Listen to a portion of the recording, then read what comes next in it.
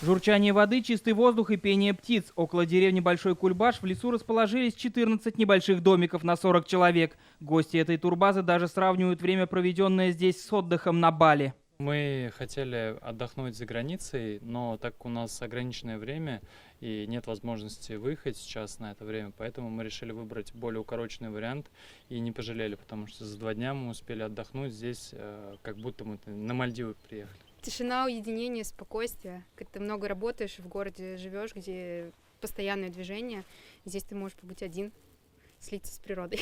Отдыхать сюда приезжают не только из России, но и из Европы и Америки. В год экозону посещают 5000 туристов. Для гостей здесь не только единение с природой, но и активный отдых. После февральских событий март-апрель мы почувствовали спад, так как была какая-то настороженность всех людей, все были испуганы и никуда не ездили. Но сейчас, там, начиная с мая, с июня, у нас очень много гостей, и они как раз-таки с разных городов и стран. Лоджии, кстати, наверху на 8 метрах уже над землей. Этот загородный клуб находится на берегу Волги. Он открылся только в прошлом году, но уже стал популярным у татарстанцев. Сюда приезжают со всей России, принимают гостей из Турции и Ирана.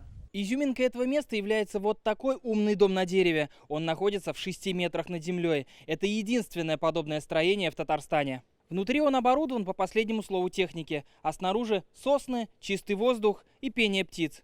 Все, что нужно для экотуризма. В отсутствие доступного отдыха за границей все больше россиян выбирает внутренний туризм. В Татарстане для этого есть 14 экозон. В Пестричинском, Лаишевском, Алексеевском районах. В Рыбной Слободе открыли национальный халяль-глэмпинг. Во все эти базы отдыха можно приехать на туры выходного дня. Это комплексный такой продукт, который все равно по отдельности будет стоить дороже. Вот. Это комбо для отдыха. Было много баз отдыха советского типа, но они не были востребованы ни нашим населением, ни туристами, которые к нам прибывают. Сегодня, в 2022 году, за один год 2021, на самом деле сделали очень много, и большое внимание инвесторов и предпринимателей привлекли к этому вопросу. В этом году в Татарстане планируется запустить еще 20 экопроектов для отдыха жителей.